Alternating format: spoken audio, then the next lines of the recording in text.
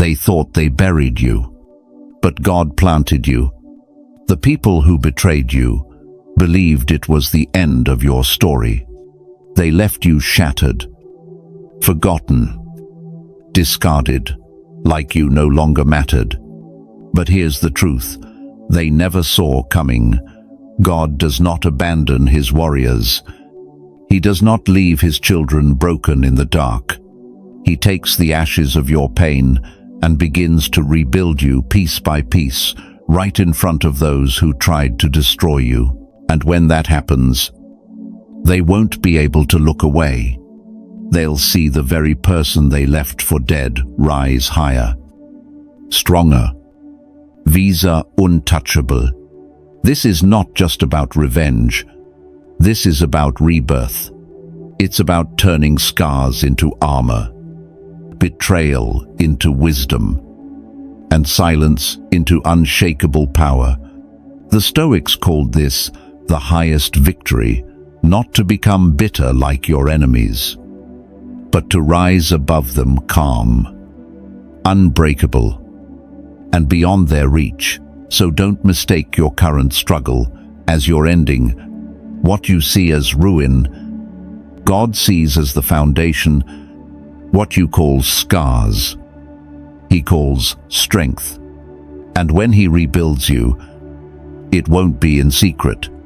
It will be in the open, where everyone who mocked you, doubted you, and betrayed, you will have no choice but to witness your rise. Because the truth is this: your silence, your self-worth, your resilience, it terrifies them. They thought the fire inside you was extinguished, but all they did was fuel the flames. And now, your story is no longer about survival. It's about transformation. It's about becoming someone they can't touch, can't break, and can't control. There comes a moment in life when the ground beneath you gives way. The people you trusted most, the ones you thought would catch you, are the very ones who let you fall. They didn't just step aside. Some of them gave you the push. And as you crashed into rock bottom, you thought it was the end. This is the reality few want to admit. Betrayal rarely comes from strangers. It comes from those closest to you. From friends who swore loyalty but vanished when things got hard. From family who looked you in the eye, smiled, and still left scars you'll carry for years. From partners who promised forever but disappeared the moment they no longer found value in you. That's what makes the fall so brutal. It's not the pain itself. It's the shock that it came from the very hands you once held. The world has a way of testing the strength of your spirit. Sometimes it does this by stripping you of every illusion you once clung to. It tears away the false support systems, the fake smiles, the fragile bonds, and leaves you face to face with the truth. You are more alone than you thought. That loneliness, that silence, feels unbearable at first. It makes you question everything you're worth, your strength, even your purpose. But here's the paradox: rock bottom, as dark as it feels, is where the rebuilding begins. Stoic philosopher Seneca once wrote, "Sometimes even to live is an act of courage." When you are broken by the world, waking up the next morning is already an act of defiance. Every breath is rebellion against those who wished you gone. What the world calls your defeat is actually your awakening, because in that silence, when the noise of false friends and shallow promises is stripped away, you begin to see with clarity. You realize that not everyone who claps for you is cheering for you. Not everyone who walks with you is walking toward the same destination. And not everyone who says, "I love you," understands the weight of love. This clarity is painful, Yes, but it's also sacred. It's the beginning of wisdom. Marcus Aurelius reminded himself in Meditations, "When you arise in the morning, think of what a precious privilege it is to be alive, to breathe, to think, to enjoy, to love." In the middle of betrayal and heartbreak, that wisdom feels almost impossible. But it's precisely in your lowest point that life invites you to reclaim your power, not from others, but from within. Think about it. If everything had gone smoothly, if people had always treated you right, would you have ever discovered the depths of your resilience? Would you have learned the necessity of boundaries? Would you have understood the power of silence? Probably not. Comfort never teaches. It only lulls us into complacency. It is suffering that sharpens the soul. And here's the deeper truth. Those who broke you did not break you because you were weak. They broke you because they saw something dangerous in you, potential, fire, a light they couldn't control. People rarely attack what they don't envy. If they tried to bury you, it's because they were terrified of what would grow if you ever rose again. So yes, the world may have chewed you up and spat you out. It may have left you shattered, questioning your worth. But know this, every scar you carry is proof that you endured what would have destroyed someone else. You didn't just survive the betrayal, you survived yourself. The darkest parts of your own mind that whispered you were finished. And that survival means you are far stronger than they ever calculated. The Stoics believed that adversity is not the enemy but the training ground.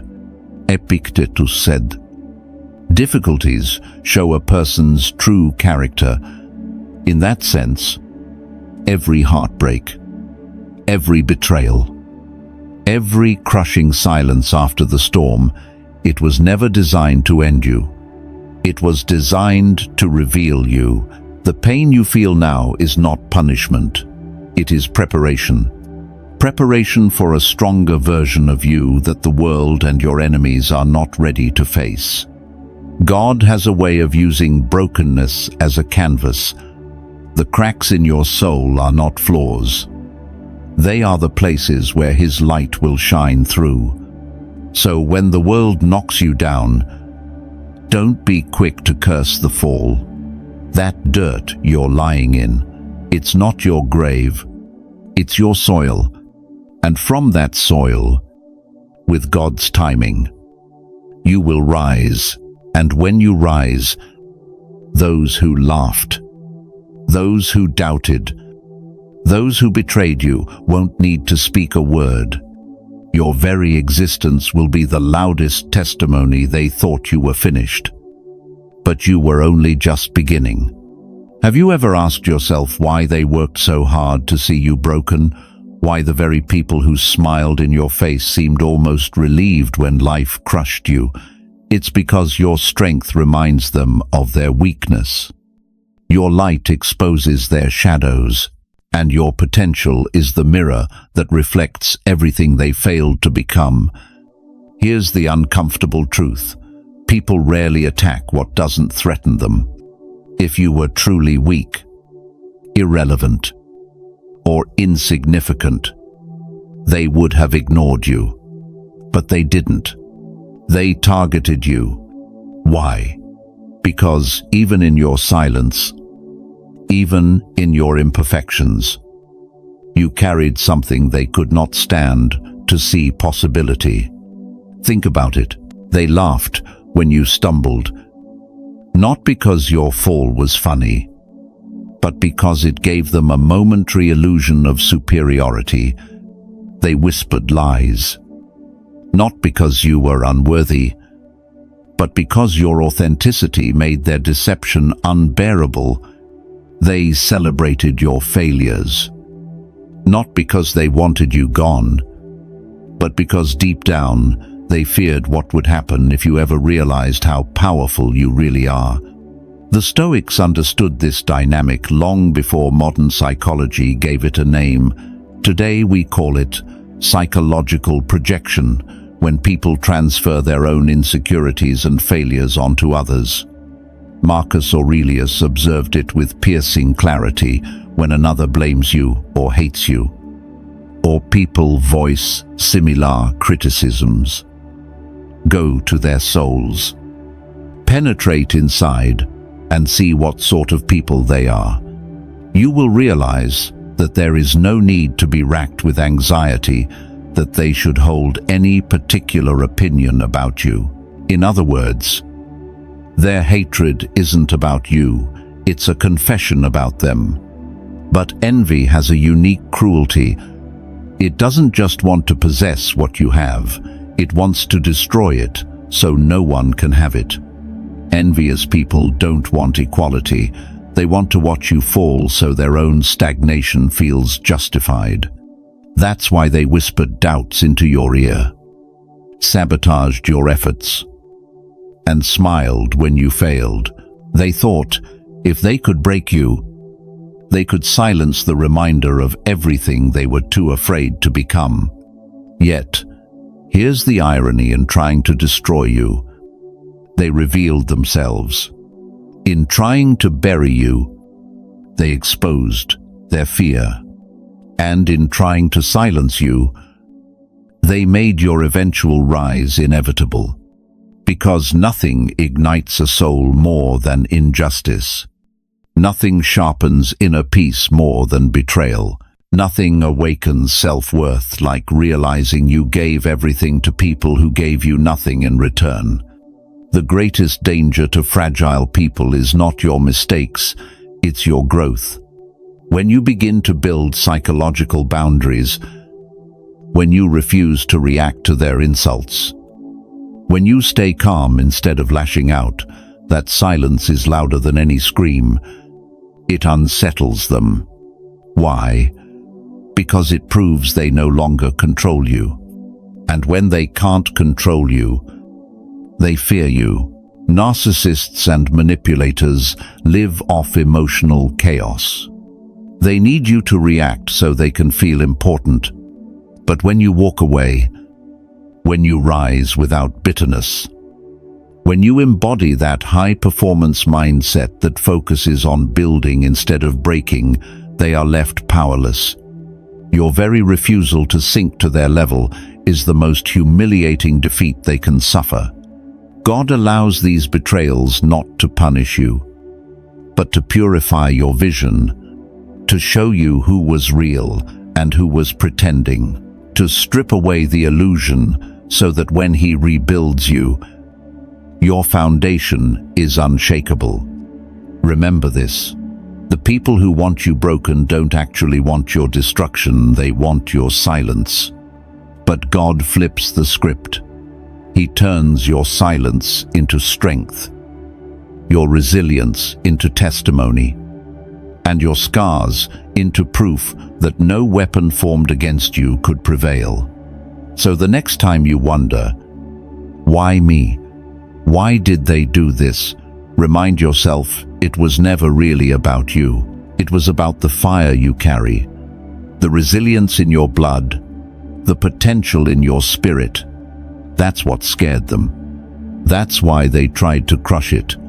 But here's what they didn't count on when God rebuilds. He rebuilds publicly. The same people who clapped when you fell will be forced to watch when you rise. They'll see with their own eyes the strength they tried to kill. And the very existence of your new life will torment them more than any revenge ever could. Because the truth is, your existence is already proof of victory. The fact that you're still here, breathing, thinking, rebuilding, is enough to drive them mad. You are the evidence that they failed. And soon, when God lifts you higher than they ever dreamed, they'll understand the truth.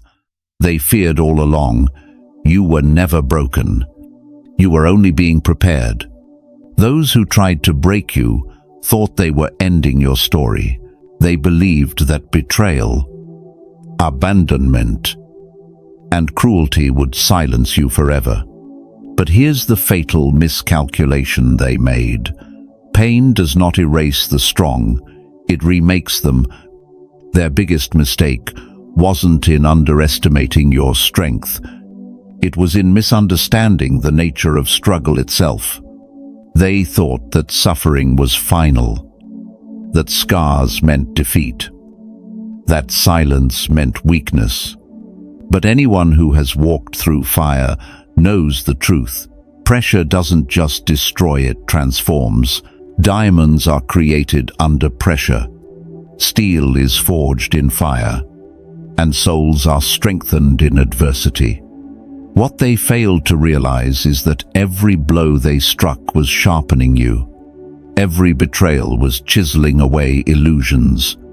Every rejection was redirecting you to a higher path. They thought they were burying you, but as the saying goes, they didn't know you were a seed.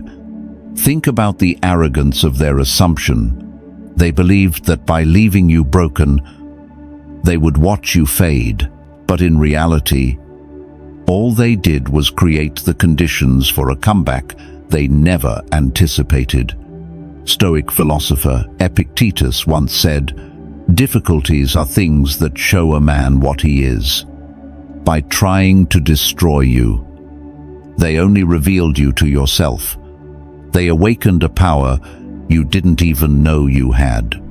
Their second mistake was believing that scars make you weaker. In truth, scars are proof of survival. A bone that has been broken and healed does not return to its original fragility. It comes back stronger at the break. So too does the spirit. Your wounds are not evidence of defeat. They are the very marks of your resilience. They tell the story of someone who faced storms and refused to drown. And here's the paradox. They will never understand. The very scars they mocked will become the foundation of your strength. What once hurt you now teaches you. What once broke you now builds you. Every painful memory becomes a brick in the fortress of your new life. The Stoics taught that adversity is the training ground of virtue. Marcus Aurelius wrote, "The impediment to action advances. Action, what stands in the way, becomes the way." This is the ultimate irony. Every obstacle they placed in front of you became the path that shaped your destiny. They thought they were closing doors, but in truth, they were pushing you toward the doors that mattered. And the greatest mistake of all, they thought you would stay down. They bet on your silence, your despair, your inability to rise. They never imagined you would use their betrayal as fuel, their cruelty as motivation, and their doubt as proof that you were chosen for something greater. Their mockery was short-lived. Because while they were laughing, you were learning. While they were plotting, you were preparing. And while they were celebrating your downfall, God was rebuilding you piece by piece, in plain sight. You see, their biggest mistake wasn't just underestimating you, it was underestimating God. They thought they were the authors of your story. But they forgot that your life has always been written by a higher hand. And when God chooses to rebuild someone, no betrayal, no sabotage, no malice can stop the process. This is why envy is such a dangerous poison. It blinds people to reality. Instead of focusing on their own growth, they obsess over your downfall. But by doing so, they fall into the very trap they set for you. They waste their energy hating. While you invest your energy healing, they obsess over your scars. While you focus on your strength, and in the end, They will be left with nothing but regret. Regret that they underestimated the wrong person. The truth is, survival alone would have been enough to prove them wrong. But you are not just surviving, you are transforming. And that transformation is the punishment they never saw coming. To watch someone they tried to erase rise into someone untouchable is more humiliating than any revenge could ever be. So let them laugh. Let them gloat. Let them celebrate your fall. Because every celebration is premature. The story is not finished. Their greatest mistake was assuming the battle was over, when in reality, it had only just begun. And when you rise, stronger and wiser than ever, they will have no choice but to confront the truth. They weren't breaking you, they were building you. Look at your scars. The world may call them flaws, reminders of failure, or evidence that you were broken. But they are none of those things. Your scars are proof of survival. They are not signs of weakness. They are the trophies of battles you endured and won. When you see a scar on your body, it tells a story. It says, yes, I was wounded. Yes, I bled, but I healed. And in healing, you became stronger than before. Science itself confirms this.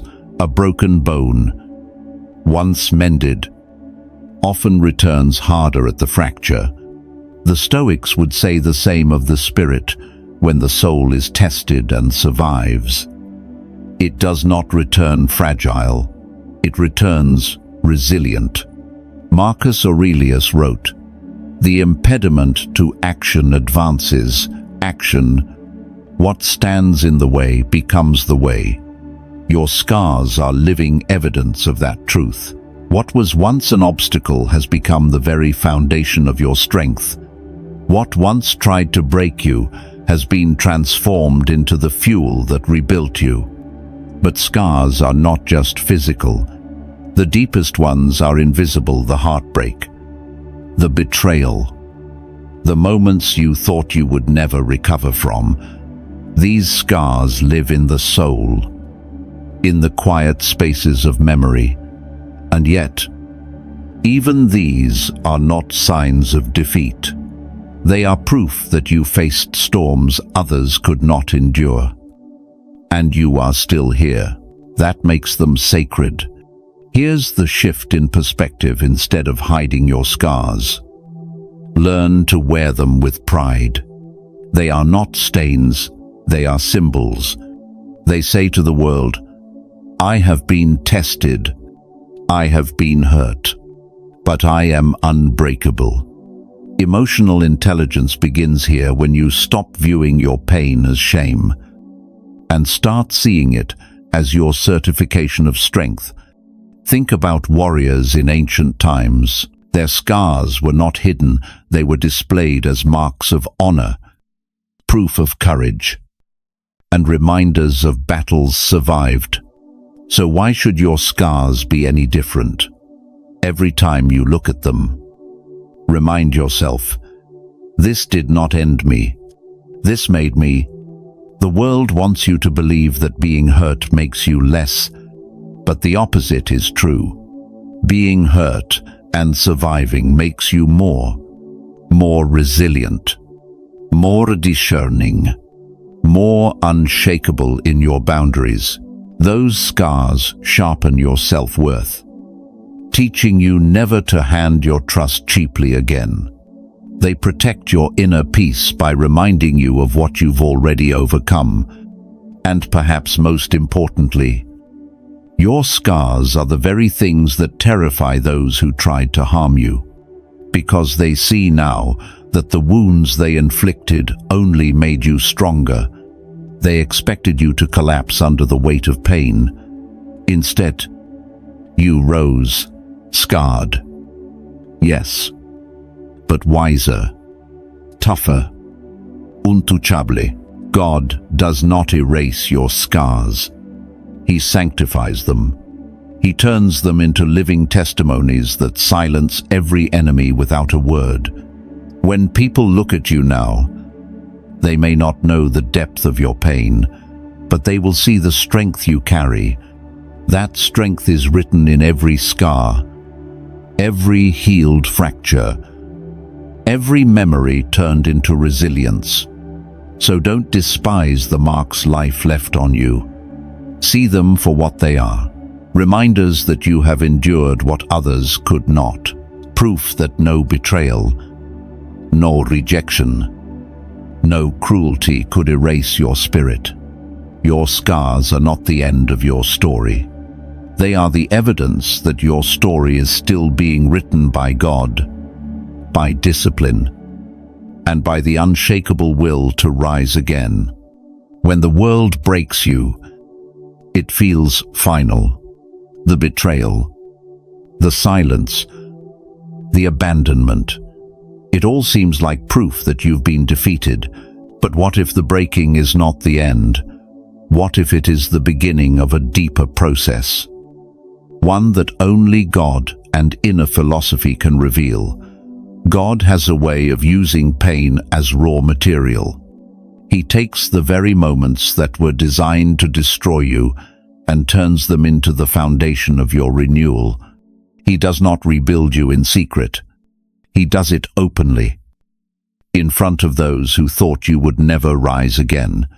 This is divine justice, not loud, not vengeful, but undeniable. The same eyes that witnessed your fall will have to witness your rise.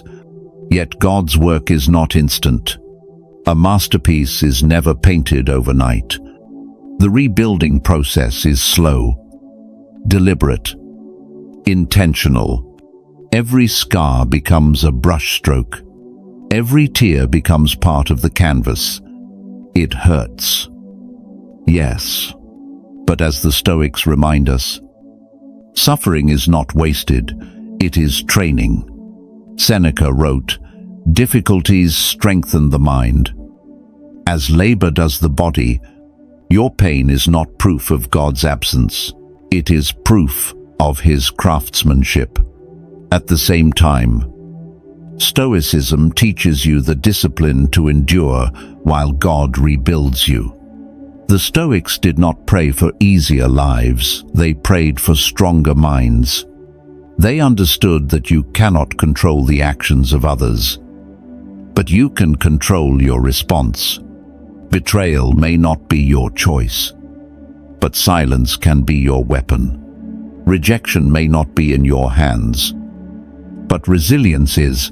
The Stoics called this the inner citadel, a fortress within the soul that no enemy, no cruelty, no storm can breach. When you combine faith in God with Stoic discipline, you become untouchable. Faith gives you vision, the certainty that your suffering has purpose. Stoicism gives you tools, the ability to master your emotions, to create psychological boundaries, to protect your inner peace while the rebuilding takes place. Together, they form a balance of surrender and strength, trusting God while mastering yourself. This is why your enemies can never understand your rise. They only see the surface. They think silence means weakness. They think scars mean fragility. What they cannot see is the hidden dialogue between your soul and God, between your pain and philosophy. They cannot see that while they mocked, you were meditating. While they celebrated your fall, you were learning detachment. While they thought you were done, you were being remade. God rebuilds not by removing pain, but by transforming it. The Stoics would call this the alchemy of adversity, turning wounds into wisdom, betrayal into boundaries, loss into clarity. Every time you choose calm over chaos, you align with Stoic virtue. Every time you choose faith over despair, you align with God's plan, and in that alignment, your spirit becomes something unbreakable. So when you feel abandoned, remember, you are not alone. God is rebuilding you, and Stoicism is training you. The two forces work together, one eternal, one practical. God lifts your eyes beyond the present storm, while Stoicism teaches you how to walk through the storm with composure, and when you emerge, you will not only be stronger, you will be wiser. Kalmir and untouchable. Your enemies wanted you broken. Instead, they unknowingly pushed you into the hands of God and into the wisdom of Stoicism. That was their mistake. Because now, you are not only being rebuilt, you are being fortified. And when you rise this time, you will rise in a way that no betrayal, nor cruelty, and no storm can ever undo.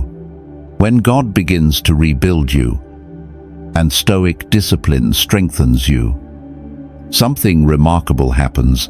You start to develop a different kind of power, not the loud, aggressive kind that the world glorifies, but a quiet authority rooted in emotional intelligence and unshakable boundaries.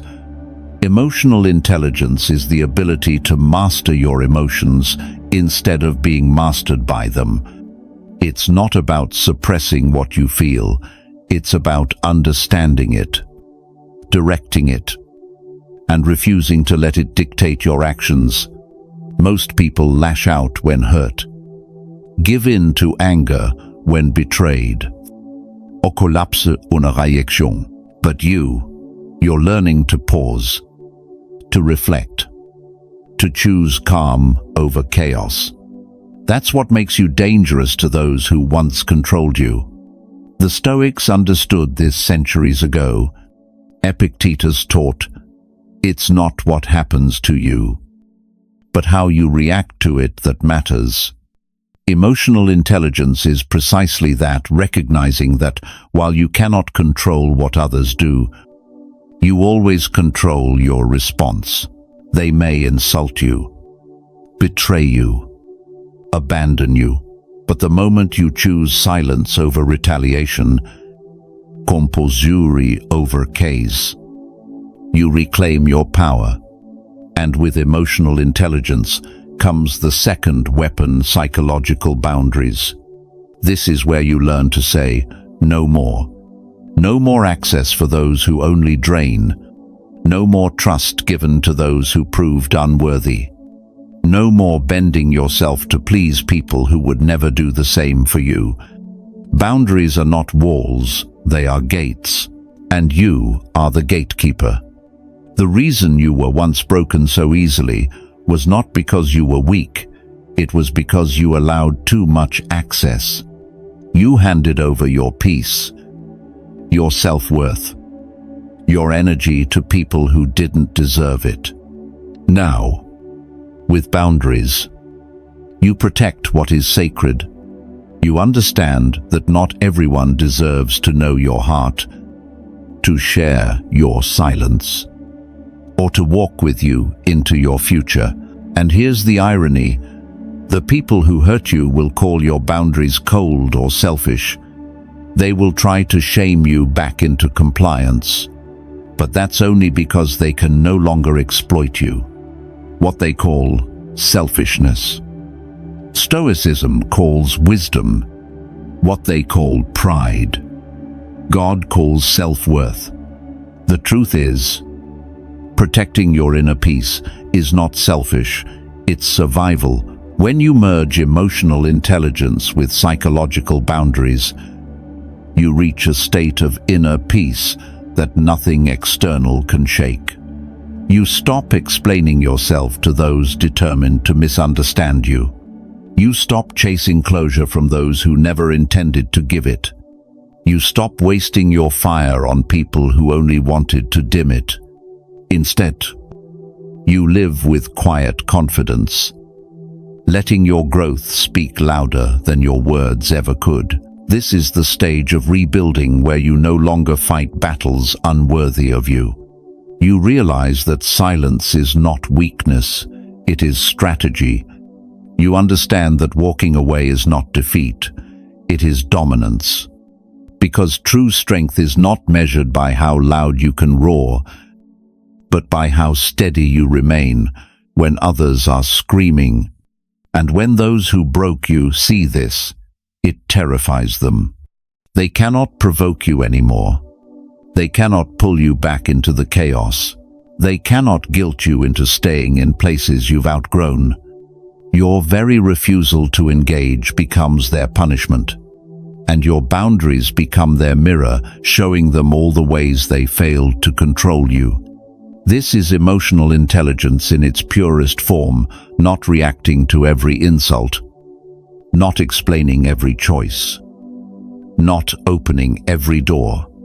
And this is Stoicism, lived out daily detachment from noise, mastery of self, and alignment with reason.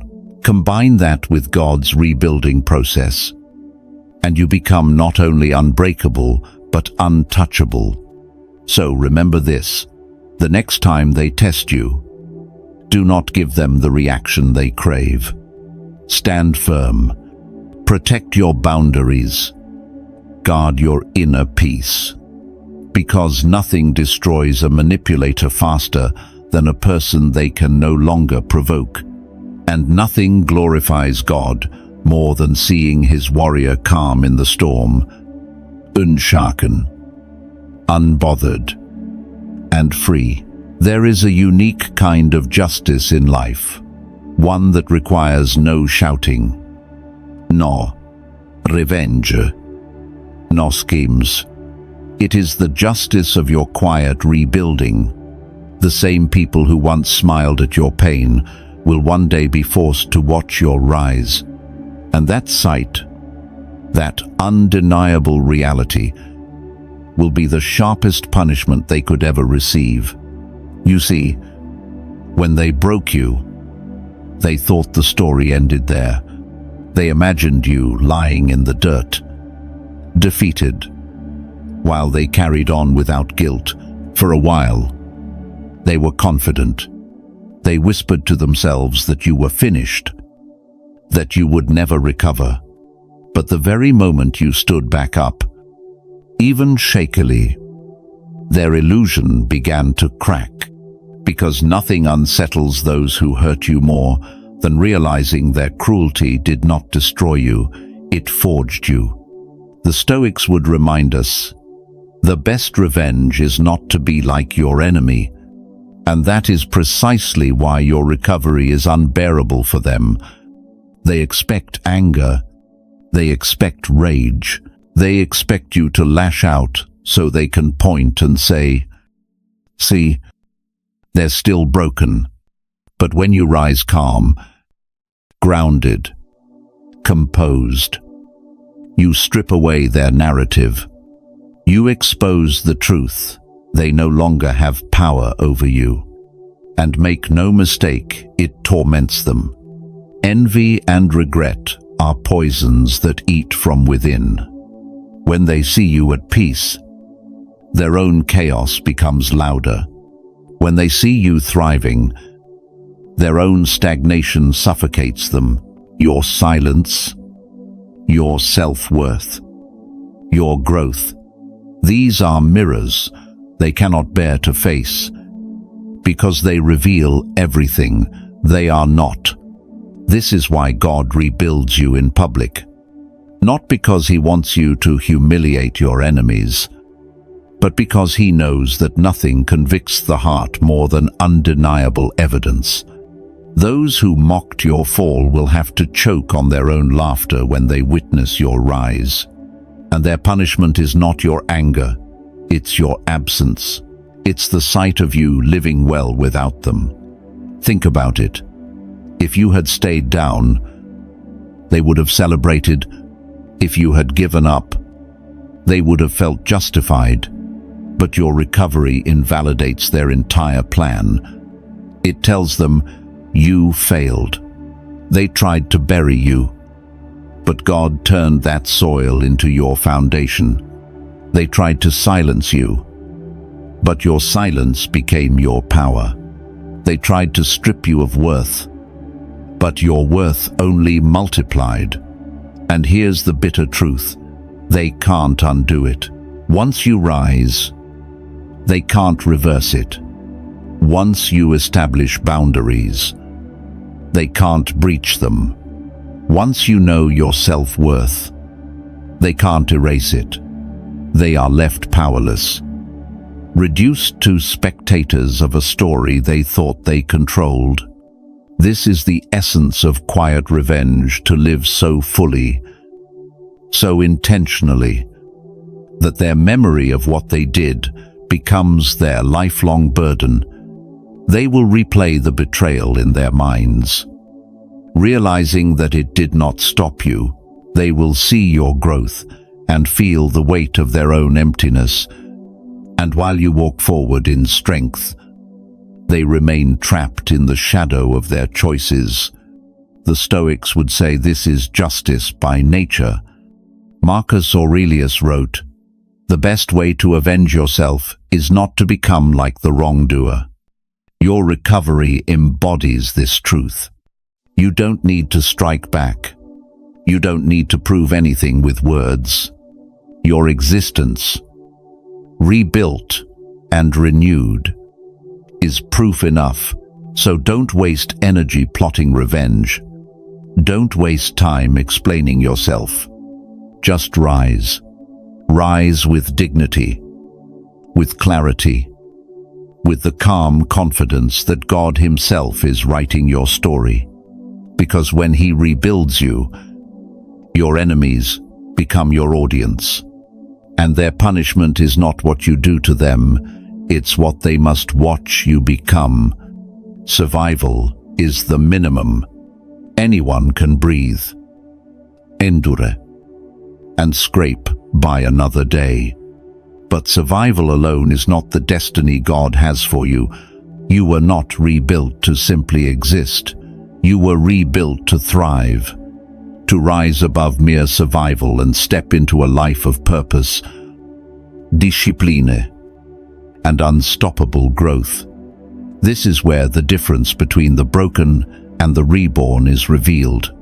Those who stay broken carry their wounds like chains, dragging them through life as excuses.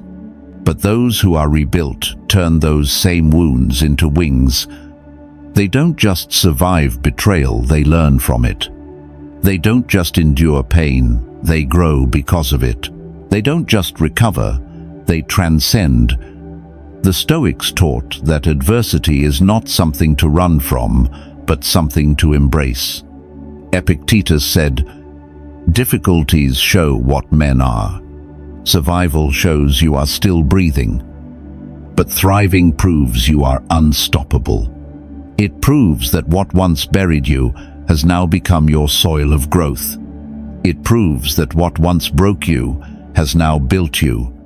Think about a seed in the ground. At first, it looks buried, hidden in darkness, forgotten. But beneath the soil, a transformation is happening.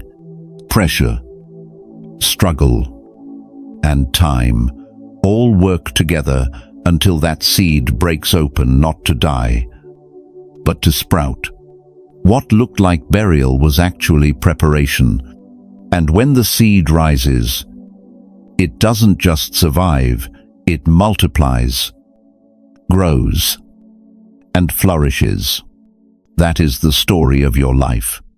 Thriving means you no longer live defined by what happened to you, but by what you became because of it.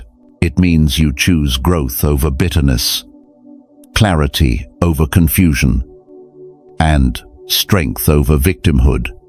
It means you no longer spend your days proving your worth to others. You live as though your worth is unquestionable.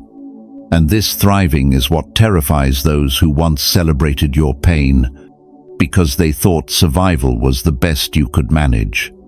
They thought, if you crawled out of the ashes, it would be barely enough to keep going.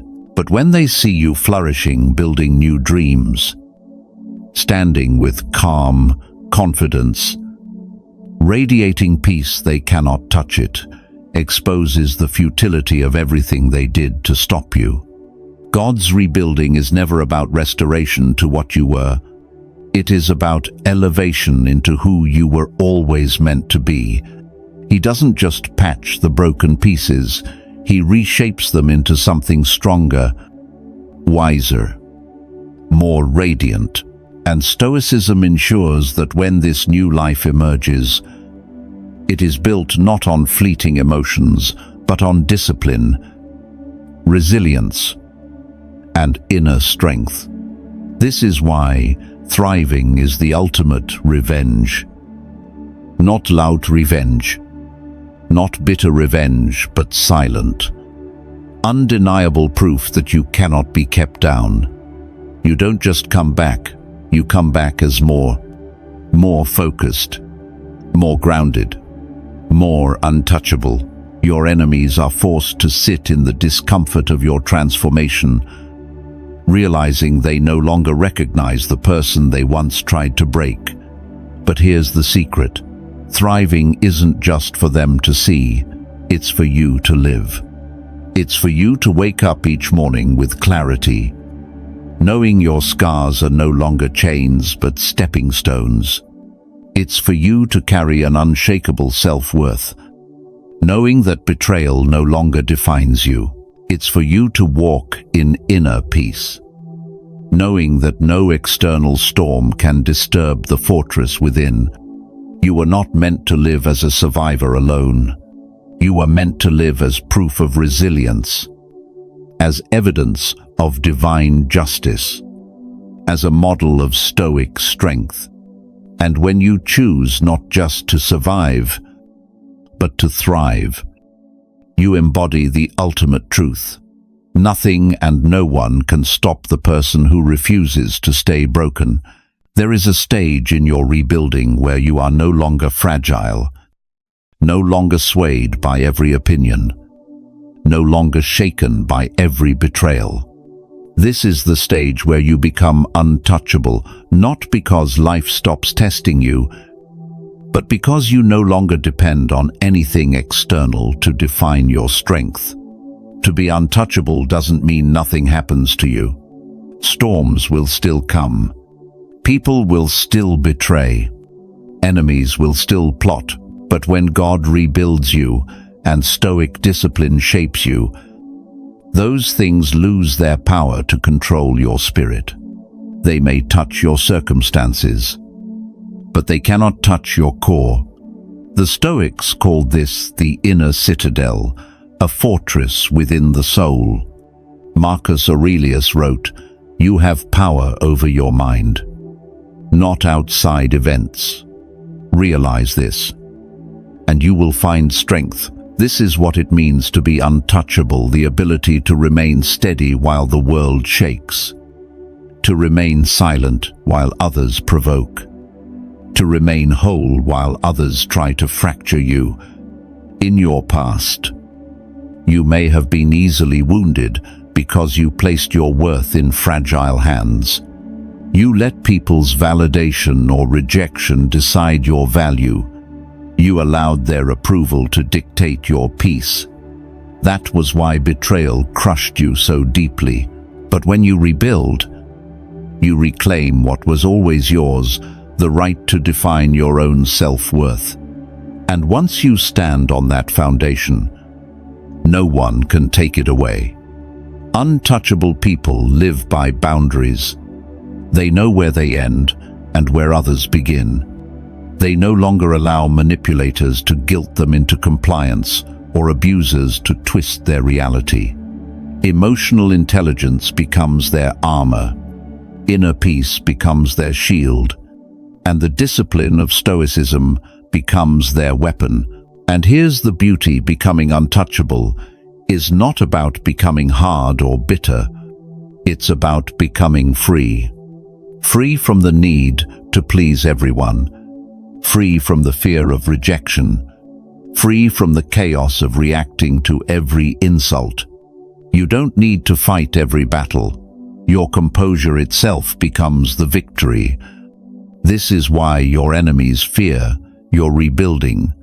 When they see you unbothered by their words, unshaken by their silence, and unbreakable in your presence, they realize the game is over. They thrived on your reactions. They survived on your vulnerability. But now, you've closed the gates. They no longer have access to your emotions, your peace, or your time. That is what makes you untouchable. God's role in this is profound. He does not just heal your wounds, He fortifies them. He takes the cracks and makes them indestructible. What once broke you now protects you. What once hurt you now teaches you, and in that transformation, you embody what the Stoics always taught. Adversity doesn't just reveal character, it builds it. Becoming untouchable doesn't mean you stop loving, caring, or trusting. It means you love wisely, care with discernment, and trust with boundaries. It means your kindness is no longer a weakness to exploit, but a strength you control. It means you no longer live at the mercy of others' approval, but at the center of God's plan and your own discipline. So when they look at you now, they don't see the person they once broke. They see someone different, someone stronger, wiser, unreachable by their old tactics. And that realization terrifies them, because once you are untouchable, they know there is nothing left they can do to destroy you. You have become the storm they cannot silence, the wall they cannot climb, the fire they cannot extinguish. You are proof that what was once broken can be rebuilt into something indestructible, and that is the ultimate victory. At the end of every battle, when the dust settles, there is a truth. No one can deny justice belongs to God. You may not see it in the moment of betrayal. You may not feel it when the knife is still in your back. But give it time, and you will understand. God never allows cruelty to have the last word.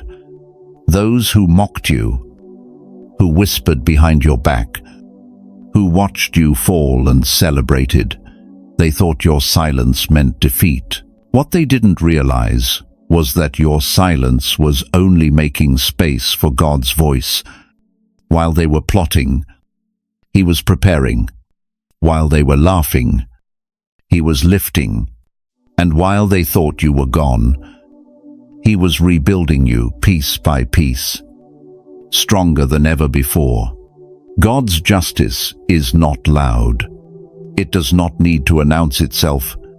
It shows up in undeniable ways, ways that make even your enemies pause. The same people who wrote you off will be forced to witness the rise they said was impossible. And here's the irony: their punishment is not your anger, but your transformation. Their judgment is not your revenge, but your success. The Stoics would say the same in their own way. Marcus Aurelius wrote, "Live a good life.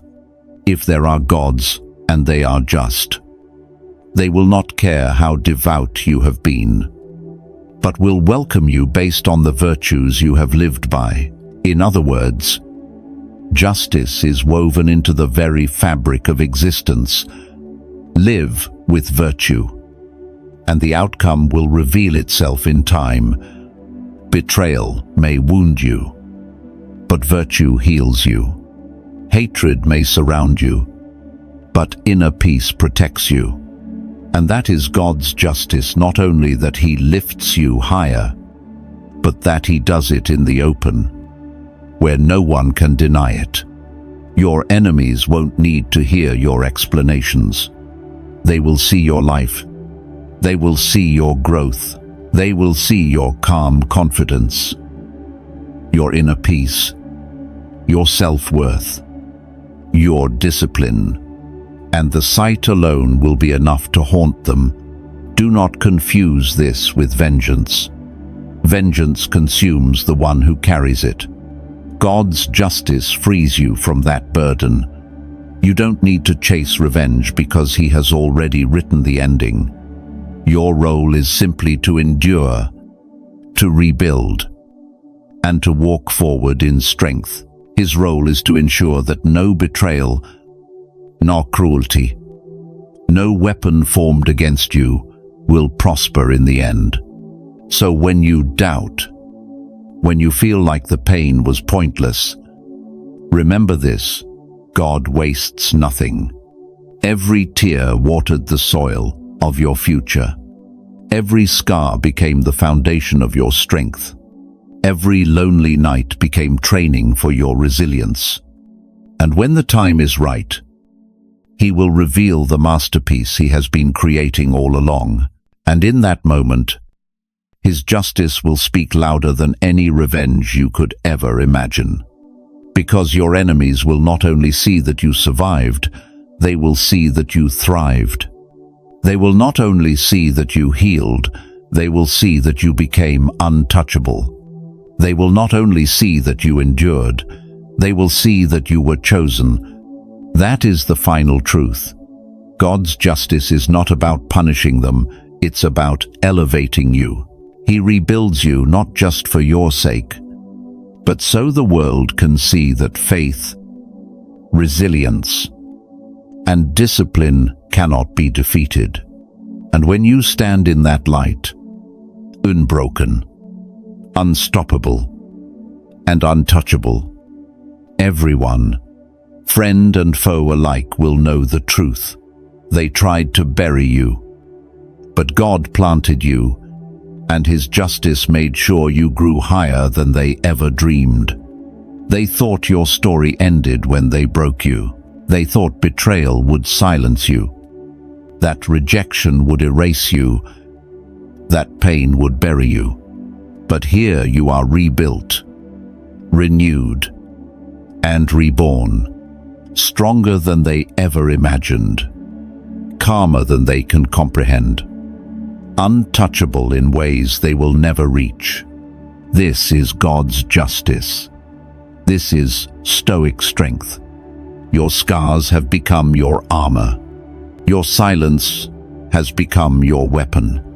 Your discipline has become your freedom, and your life itself is now the testimony that no cruelty, no betrayal, no storm can stop a soul that refuses to stay broken. So when they look at you now, they will see more than survival.